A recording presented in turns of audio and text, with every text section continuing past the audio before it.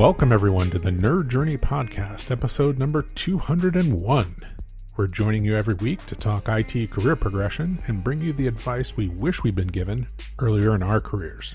I'm your host, John White, at VJourneyman on Twitter, joined by my co-host, Nick Cordy, at NetworkNerd_. Hey, Nick, how's it going?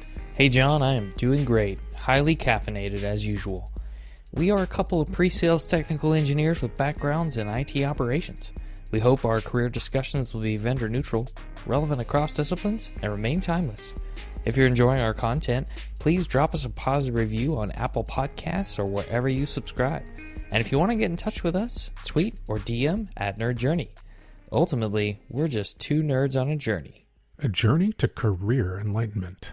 So let's take a trip. Awesome, Nick. Hey, I just wanted to mention that our second site, graph.nerd-journey.com, is now live. We've been mentioning it for a while now, but always want to reinforce that.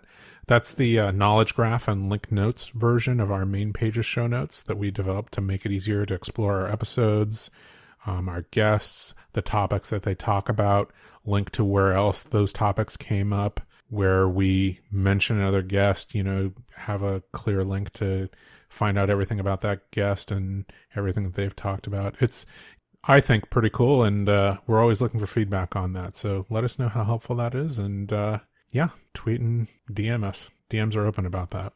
Let's get on to this week. We have Yvette Edwards on, right? She's a VP at VMware, if I'm not mistaken. That's right. This year, she transitioned to VP of Solution Engineering in the public sector. And it seemed like it'd be really interesting to have an executive leader on and maybe a little bit about the origin story and what the transition up to that level of leadership was like. We should probably do this in something like 2 parts because just one is not appropriate for us, is it? Ooh, yeah. 2 parts. I'm not sure that we have that much experience with doing 2-part interviews, but yeah, okay. Well, we can try that. Always nice to break that up. Yeah, so like in this first part, I would say the things that kind of jumped out at me were, we had an interesting discussion about the degree background that she came from and the early part of that career and the jobs that she had, and then the chancing into sales engineering. Always interesting to hear that origin story. Also, I think a little bit later on, she had a very personal experience with imposter syndrome that I found fascinating. Just want to put those out there, some highlights to watch out for. How about you? Yeah, I think I would add the presentations and the way she approached those, how she gained experience, and how that related to the imposter syndrome, because it's extremely interesting. So definitely listen for that. Here we go with part 1 of our discussion with Yvette Edwards.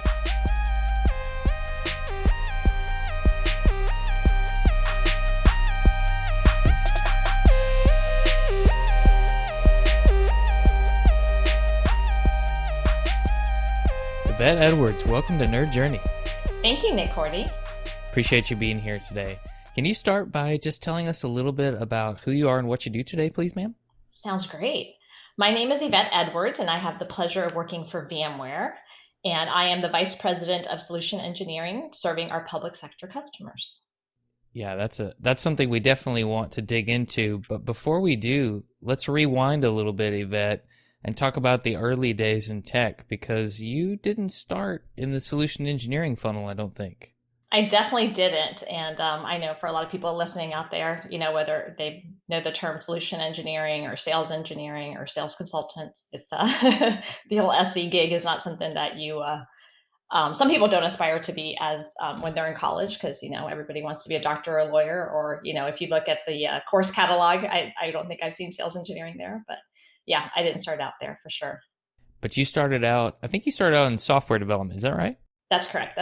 So I studied MIS in college. I learned C++ and actually COBOL as well, right back in the day. And AT&T came to my college. So, go back to a senior year where everybody's interviewing to get that big first job. And AT&T shows up. It was definitely one of my destination employers. They had a big, beautiful new building that they had built in Oakton, Virginia. So I went to George Mason University in Virginia, and they are looking for developers. So I'm all excited.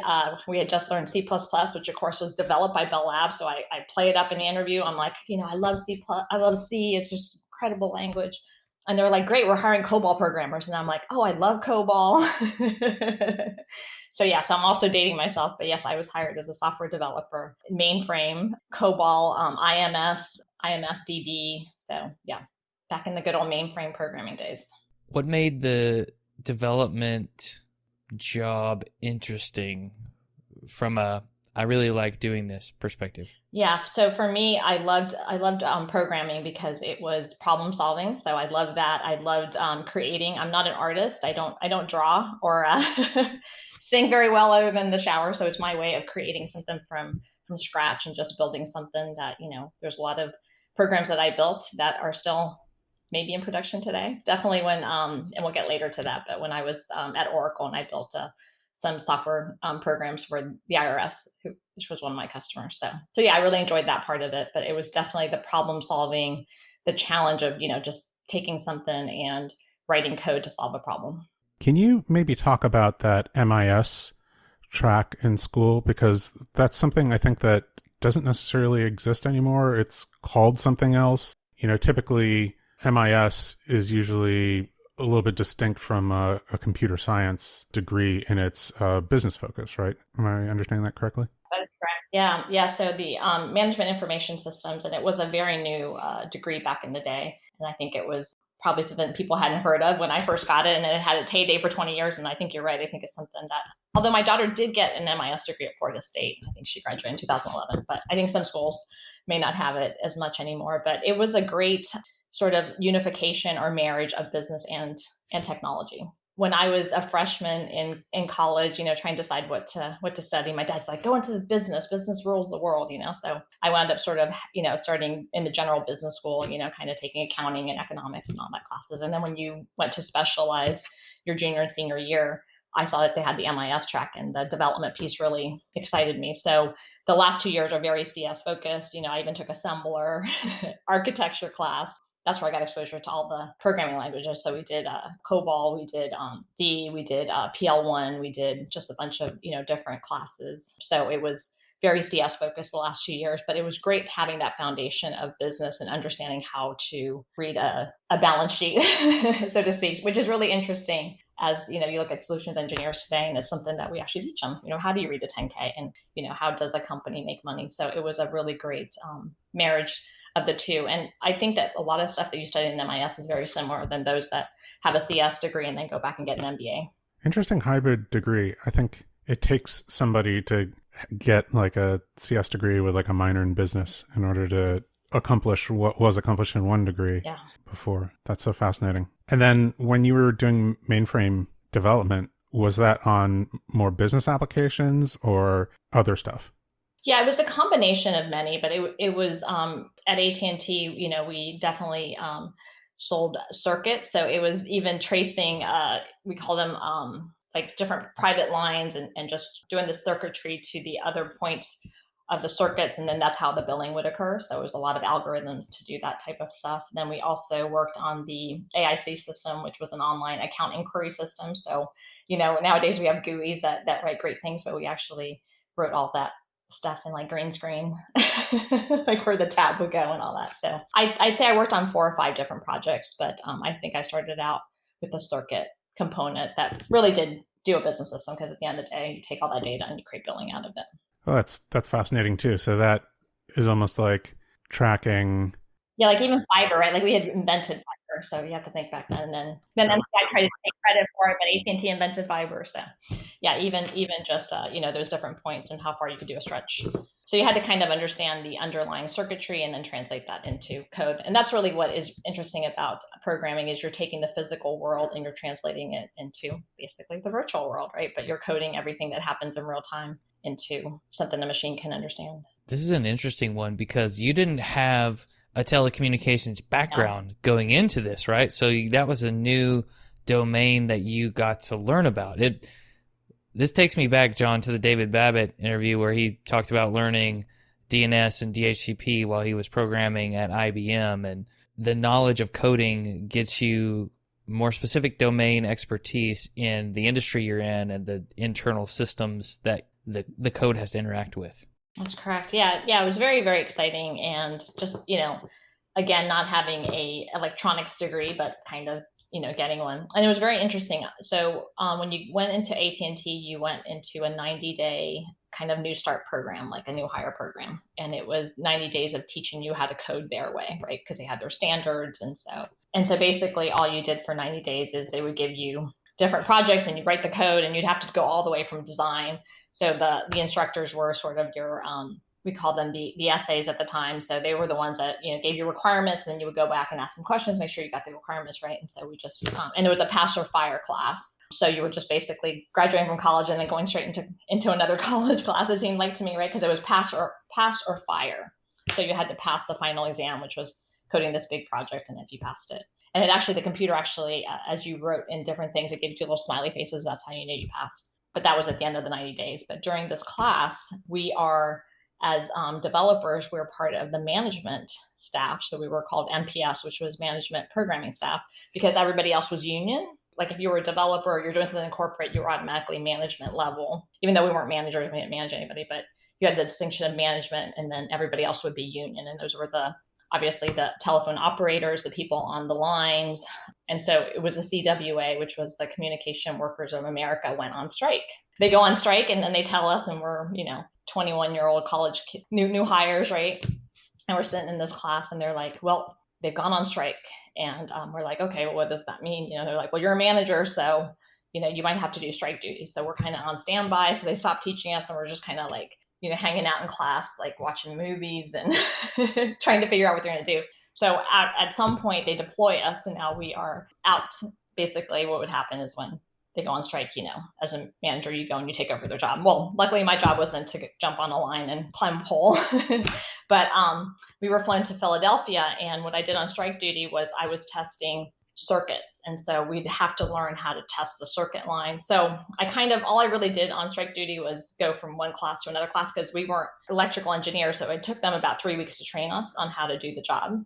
So by the time we were trained, the strike was over. But it was very interesting because it was the first time I had ever gone on a business trip or flown anywhere, and I think they made us watch Nightmare on Elm Street, which I didn't watch horror movies. And here I watched this movie, and here I am alone in a hotel room by myself, having watch this scary movie. Anyways, the really interesting part was having to cross a picket line at 21. And of course, I'm just, I work for AT&T. They're my employer. They're telling me I'm going to go fly out and do this job. And then you have to realize that you show up this is a Bell, AT&T Bell in Philadelphia. It's a big giant building with there's a gate, and there's all these people picketing and yelling at you and calling you a scab, which I didn't know what a scab was. And so we had to cross this picket line every morning. So that was very, very daunting. And it was my kind of first entrance into the corporate world. And yeah, it was another interesting experience. Yeah, that could get hostile real quick under the right circumstances.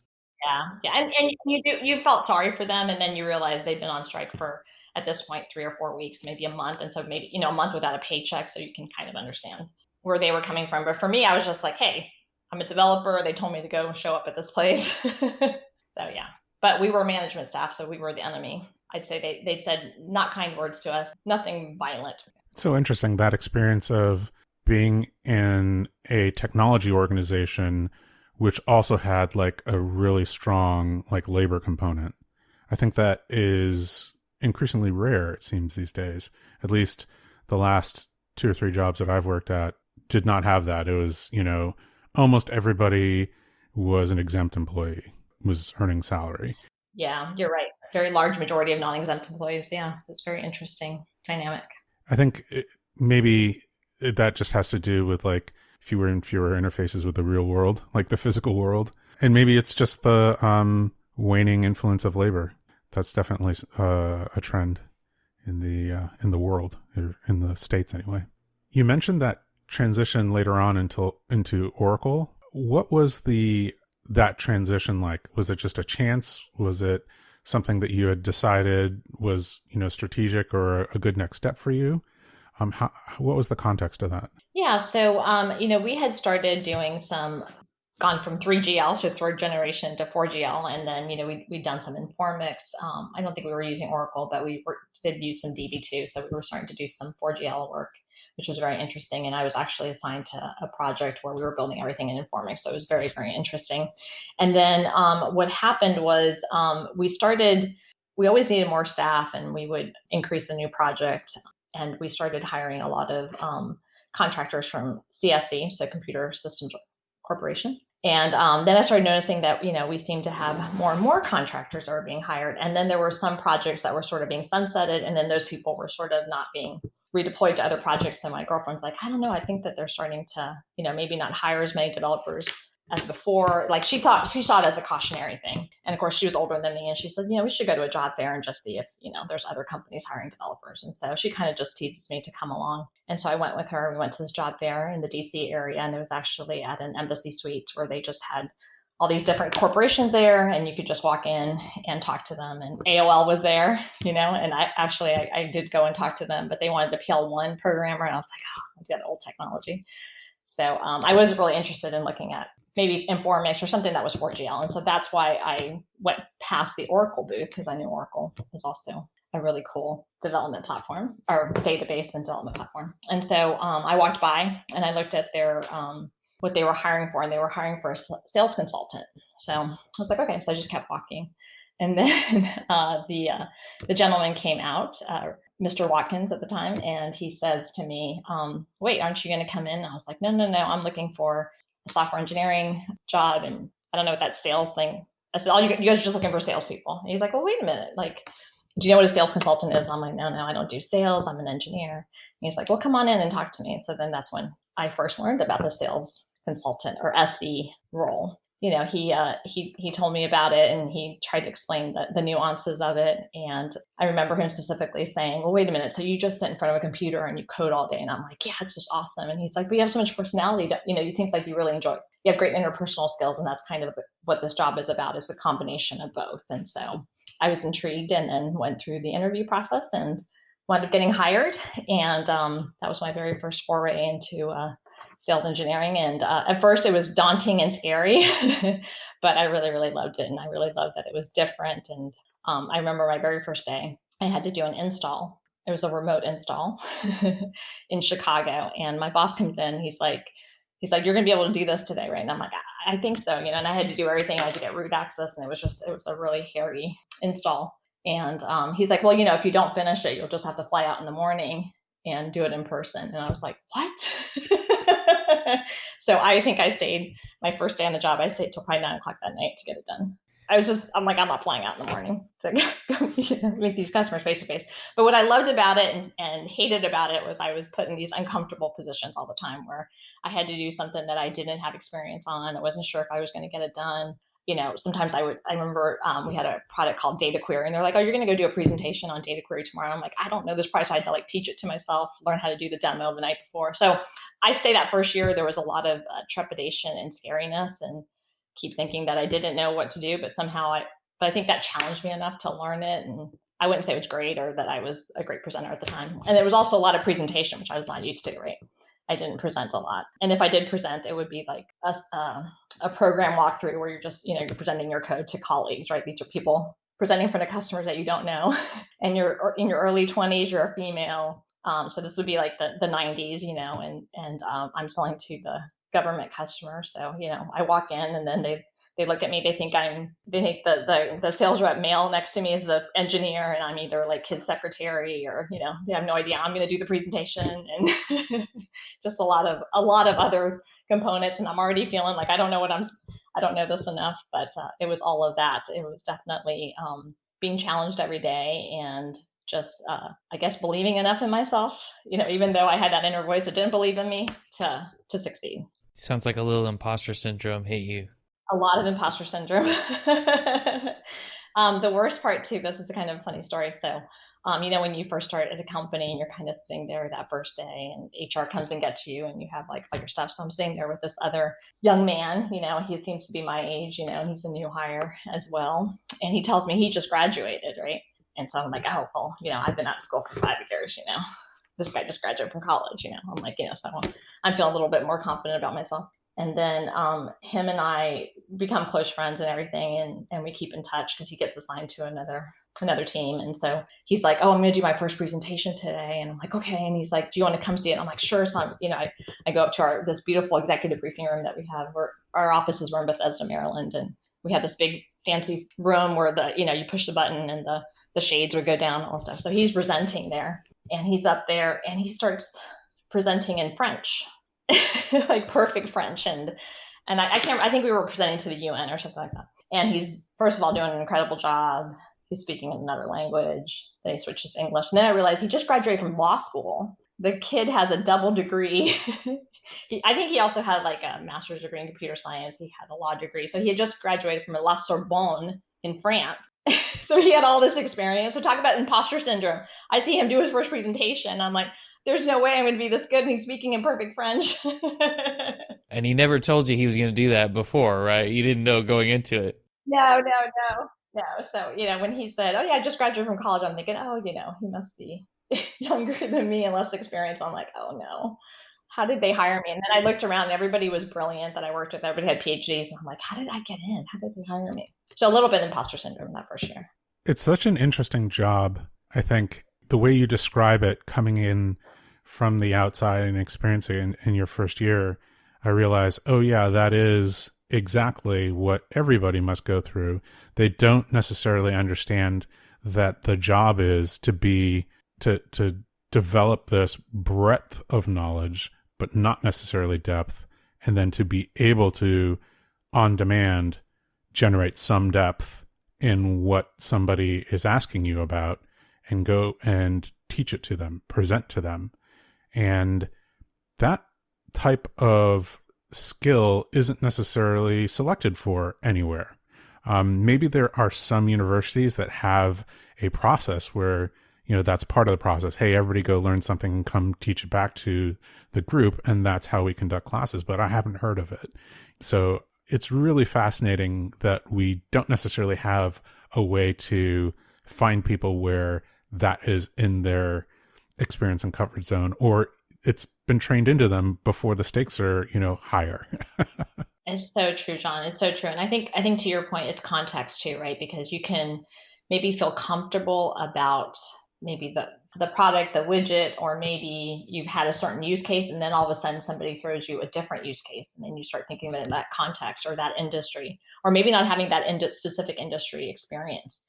Sometimes that could, really throw you off. So really, truly listening, understanding what the context is of the question, and always being truthful if you don't know the answer and not winging it. Because I think that authenticity and, I think one of the biggest things that we have as SEs is finding the answer. We may not know the answer, but we'll know somebody who knows the answer, or we'll research the answer. So that's something that I think I really relied on early in career, is making sure that, I was able to, never lie to the customer, number one, right?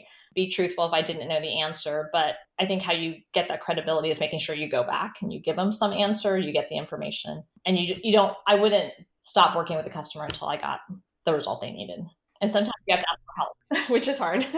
Yeah. That back and forth, especially early career, right? You talk about having this fear of, almost being found out that this was a mistake. Like my hire was a mistake, which is something that almost everybody goes through, right? Unless you happen to be, I don't know, just have like an overabundance of of self-confidence, like almost delusional self-confidence, or right? lack of self-awareness in general. Right. Dunning-Kruger effect. I don't really know much about it, so I feel like I do. Having that ability to be self-aware about that, but to also be honest about your lack of knowledge is a knife edge, right?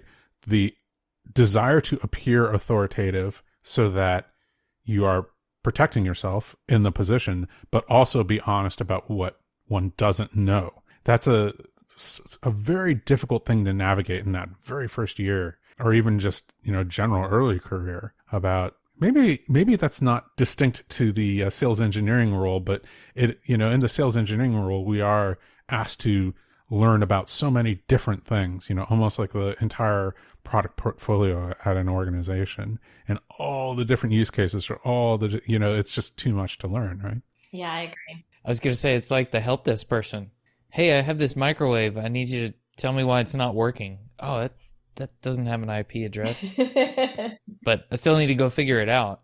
Yeah, for sure. Is it plugged in? I don't know. Definitely need that mix of humility and willingness to learn. I'm curious, Yvette, we talked about it a little bit, but how would you recommend someone determine whether sales engineering might be the right path for them? What kinds of qualities and interests would the person need to have? Yeah, I'd say the big one is, I always say, it's curiosity, right? And just the need to have diversity of a day, right? I think that, whenever I'm asked this by college students, well, tell me a typical day in sales engineering. And I'm like, well, there isn't really a typical day. And that's what I love It's a about it. trick question. Yeah, I really do love that. I mean, of course, we can probably, say interacting with customers, working with technology, we could probably say some of those things. But I think that you have to have some type of resiliency. And I think that there's a lot of us, I think I'm that person that I get teased a lot because I seem to have a new role every year. But it really isn't me seeking it. It just sort of happens. And we can talk about that later. But I think I sort of thrive in a dynamic environment where things are different. I mean, I think I think if you know yourself to be somebody who truly loves technology, who truly loves interpersonal relationships, loves solving problems, loves interacting with people, all kinds of people, all kinds of different levels. And to me, I think that whether you're talking to a C level or a systems engineer at the admin level, it's still people. So it's still they just have different challenges, perhaps, or maybe different level of understanding. So those conversations are nuanced and different. But I think that there does need to be some sort of desire for a dynamic environment, because you're not going to be in your home office. You'll maybe be at a customer's office, which is going to be different. You may be traveling, you may be on the road, you may be doing a presentation in a hotel room, or perhaps inside an office or a conference room you've never been in before, so you don't even know if your technology is going to work or how to plug in. I think it's all pretty normal these days, but back in the day you had to travel with your own data show because most offices didn't have projectors. So is there a thing that you counsel people who feel like they're more natural introverts, or they're on that introvert spectrum as opposed to the extrovert spectrum? We kind of get a lot of this. It's like, well, that's not right for me because I'm more of an introvert. And that seems to be a myth, right? Like more and more we're finding out that that's a myth. So I don't know. I guess my more direct question is like, what is your experience in dispelling that myth? yeah, I think that's such a great question, John, because I know the listeners may not believe this from just hearing me talk a little bit, or my children won't believe this, but I was extremely introverted in my 20s, and I truly probably am an introvert. And I think the distinction between an introvert and an extrovert is an extrovert gets energy by being around people, and an introvert kind of needs that time away. But both introverted and extroverted people can be very sociable and be great public speakers. But I think that the difference between introvert and extrovert is an introvert, after maybe perhaps presenting on stage for 90 minutes, might need 90 minutes to themselves just to re-energize and have some quiet time alone. But I was definitely, and being a developer was very easy to be introverted. Like I said, I didn't do many presentations other than, you would have to kind of do your code walkthrough and have people do QA and things like that. But that was easy. I'm just reading off of a piece of paper. So I think I would say that was the hardest part for me in the beginning, was doing presentations. And I remember doing a lot of practicing. My daughter at the time, it's funny because she was only 4 years old, and she would walk around, because I think I must have repeated this 1,000 times, like, Oracle is not just a database company. And she'd be walking around, Oracle is not just a database company. But I think, I tried different tools, right? So for me, practicing a lot was kind of a way for me to get over some of those nerves.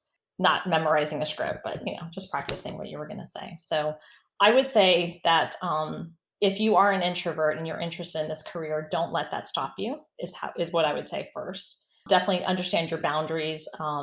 If presenting feels very scary, and they always say presentation, taxes, and death, right? It's that things that we're all scared of. But if that feels scary to you, just think about other times that you have done presentations, whether it was reading a story to your children, whether it was, presenting something maybe in church or a community center, and just think about why those presentations were successful. And it was because you had a message to get across. So if you think of presenting as more getting a message across, getting a story across, or teaching, because I really do love teaching people. So I think that's kind of what I leaned into. So if you are the type that likes to impart knowledge, share knowledge, or teach somebody, then just know that maybe you could too enjoy presenting, as long as it had those outcomes. But I would say just if you are an introvert and this career does excite you, don't let it shy you, make you stop or prevent you from seeking it out. I'd say try it, try some different presentations, and Toastmasters is always a good one. Some people have done that before. But yeah, I'd say don't let it prevent you from looking into the career. And the best way to practice the presentation skills is to keep doing it. Agreed. It is such a specific fear, though, that people have of standing up in front of a group of people at the front of a room, facing away from the slide deck that you are presenting. And it's so specific that I've actually in the past asked people to deconstruct it, right? What is it about it that's scary? Is it the fact that you're standing and facing them? Is it, if you're sitting in a circle, would that be better? If they were all your friends, is that better? Like where is the line? Like there's some kind of like ramp up to like, oh no, that's not okay.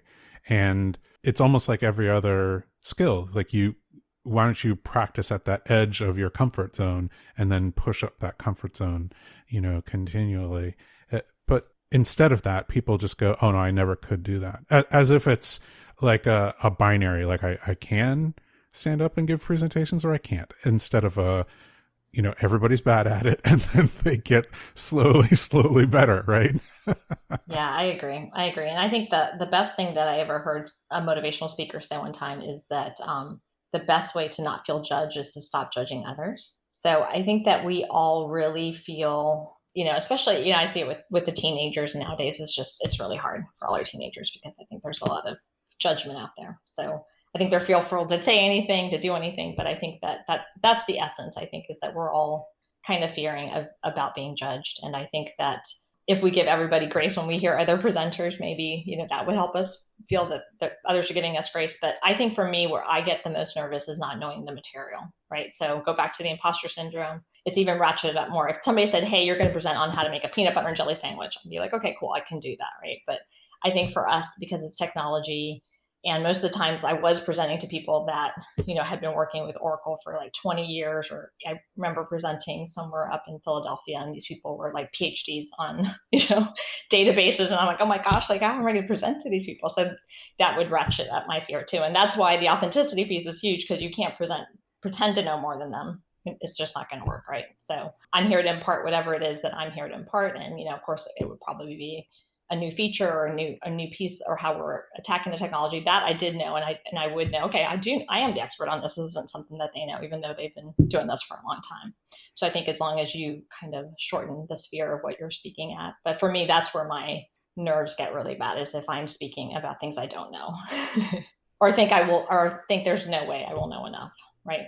I'm with you on that. And then you have to be prepared for people to ask questions and anticipate those, on top of not feeling like you know the material you need to cover. Exactly.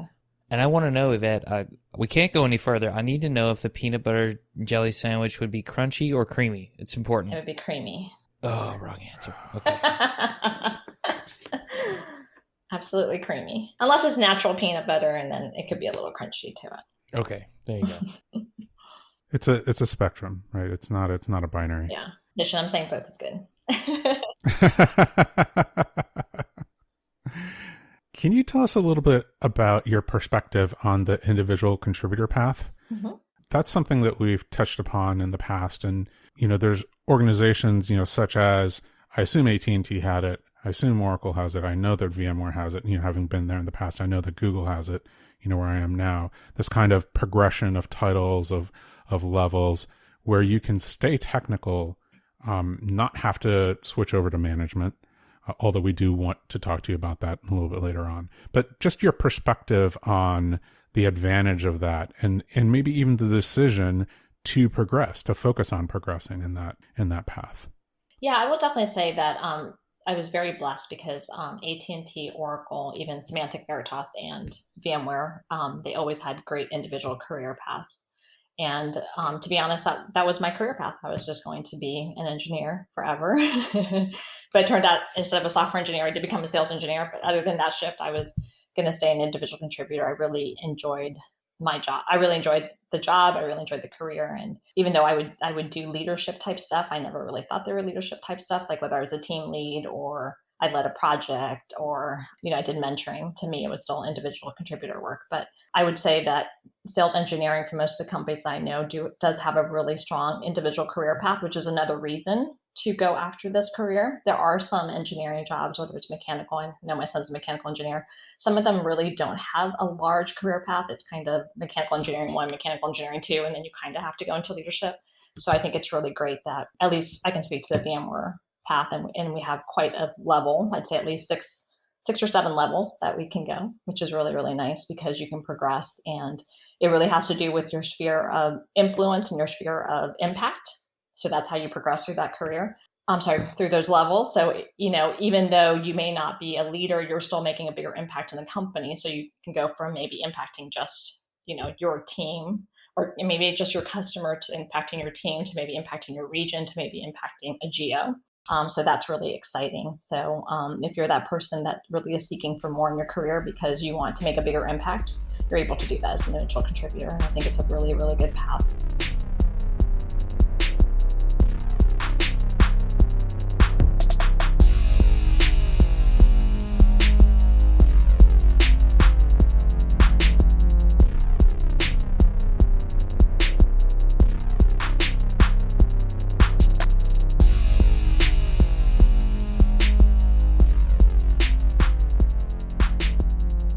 I have to say I have not been through an organization where people were on strike and had to fill in for someone, but that sounded like an interesting time.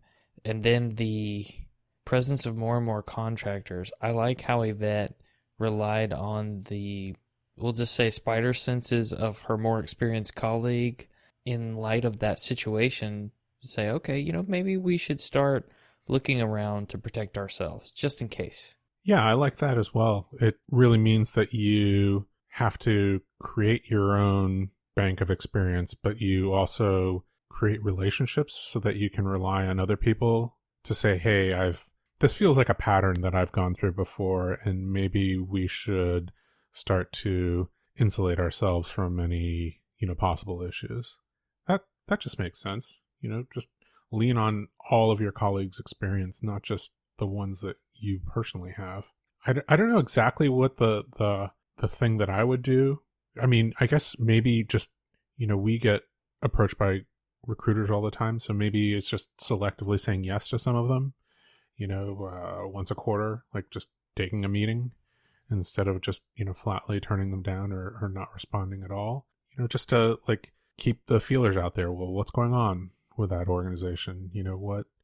What do they see? Like, why are they recruiting? Is it because they're growing, or is it because people are leaving them and they need to replace? Like, what's going on? You get, more information about the marketplace, the job market, as well as maybe specific companies and then the types of skills that are being recruited for. Well, there are two other aspects to that. You are building connections and building a network. That might be somebody that you could stay in touch with who becomes a really good friend, or you help them out later, they help you out later, you don't know. But it's also kind of a way to do a very low pressure interview and practice that skill. Yes. Like you were talking about, things to ask. It helps you practice that muscle and strengthen it so that once you find something that's really exciting, you can hopefully crush it. Right. It's very, very true. I think it probably would feed into one of our upcoming episodes where we talk about what you need to do to write your resume and the actions that you need to take into account to keep that resume current. I like that. So if you're going through interviews every once in a while, a little bit more often than none, that also means that you're keeping that resume up to date, and that's always a good thing. I really like the pattern that we came across, which was the kind of chance meeting as someone recruiting and letting you know what sales engineering is. It is one of the main patterns for getting into sales engineering, blind chance, just stumbling across it, right? You didn't know it was a thing until someone told you it was a thing and encouraged you to do it. Right. That's one of the patterns. Another one is you interact with sales engineers and decide to become one or make it a goal. Very interesting to see that pattern again, though. And I think that I hadn't really thought about that as one of the patterns until Yvette talked about it. And then I went, oh yeah, of course that is. We need to kind of make sure that people know that. Sure. And this goes back to your point about being open to roles that maybe on the surface don't seem like they fit. Asking additional questions and just learning about it, as you pointed out a couple of minutes ago. Yeah, I think that if you find out about roles that you don't necessarily know about and aren't directly related to what you're doing today, then maybe you find out about things that are interesting, and you find out about a team that might be interesting to join, and then you also find out about the skills that would be required to do that, and maybe where your gaps are, and things that you could start to look at addressing to get into that role. And maybe it reveals a gap that you have regardless of whether or not you intend to go into that role. It's just, a different part of a business or aspect of the industry that you suddenly understand, and you're like, wait a minute, that's a useful skill to have for that role, certainly, but it would also enhance what it is that I'm doing today. Well, I'll play the other side of that coin. It may point out some relatable experience you have that you didn't realize that somebody else sees. And I'm just gonna hit pause on that because we'll talk more about that next week. Yes, definitely. So I think one of the things that I'm glad I asked about, it was just kind of a spur of the moment thing, was sales engineering and whether that kind of rules out introverts. I think we had a really good conversation about that because, of course, within sales engineering and sales in general, there are both extroverts and introverts and ambiverts, and anywhere on that spectrum of whether you get energy or it takes energy from you to interact with other people. Yeah, and then the correlation between which of those categories you are and whether you like crunchy or creamy peanut butter, I mean, it's important. Yes, absolutely. As we heard. Yeah, we are collecting more data on that, Mm-hmm. and I think we want to do maybe a pretty deep dive into that. Mm-hmm. Mm-hmm. Maybe a 15, 20 episode series about that. Yeah. Some presentations. Speaking of presentations, I liked the idea of presenting to people with more experience and getting the imposter syndrome because it's a hard thing to do. Oh, yeah. I have attempted to teach a Bible class to people who have been Christians longer than I've been alive. So that's a little intimidating. And it's no different what Yvette talked about, people being PhDs or having 20 years experience in the field. And I think in these cases, we can make our definition of success smaller. Just like Ben Bergeron said in Chasing Excellence, control what the definition of success is. And that way it doesn't seem as insurmountable. And I'll just throw in that I love the fact that she didn't memorize a script because I can't do it. Yeah. Doesn't feel genuine sometimes. I think that was an interesting point there. I asked about, and it just became, popped in my mind while we were talking, that we do seem to have an educational gap. That is, we're not doing things in high school and college that would teach somebody to maintain a wide breadth of skills and then very, very quickly spin up on something specific, teach it, and then maybe over time release it if it doesn't come up a lot more. I think someone wisely once called it depth on demand. Oh, yeah, that guy? That was actually a really good phrase. I could only contrast it with reserved depth. If you want it for a 1 year or 3 year period, for example. Yeah.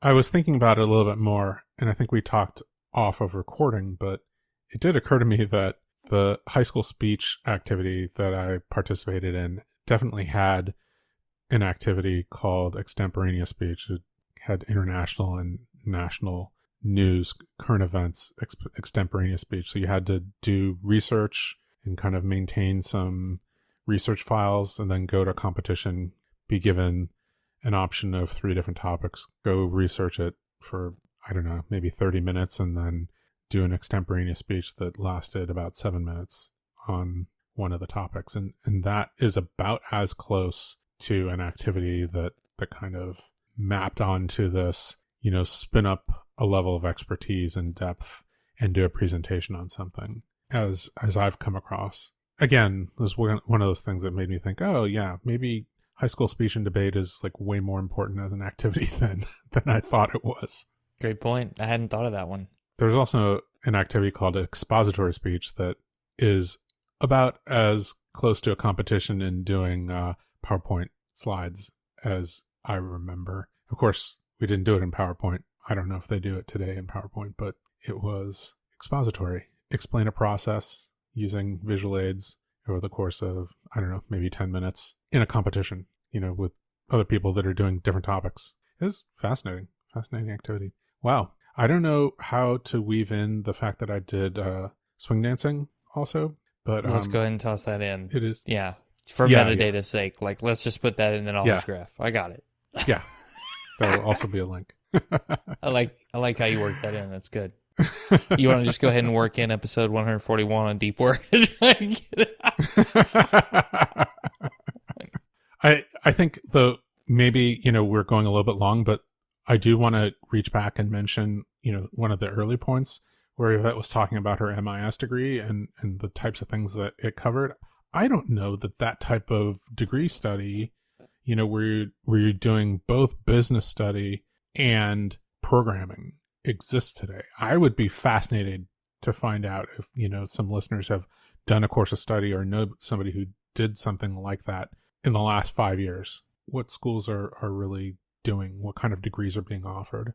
Yeah, calling all collegiate career guidance counselors. Yeah. Bring it on. Let's have you on the show and talk through it. Absolutely. Anything else before we get out of here, Nick? Nope. Just a reminder, we want people to subscribe and give us a positive review on Apple Podcasts or wherever you're listening. We want to know if we're being helpful and are always looking for interesting questions to ponder. We're collectively on Twitter @NerdJourney. All right. Farewell, listeners, and tune in next time as the journey continues. I'm John White @VJourneyman for Nick Cordy @NetworkNerd_, signing off. Adios.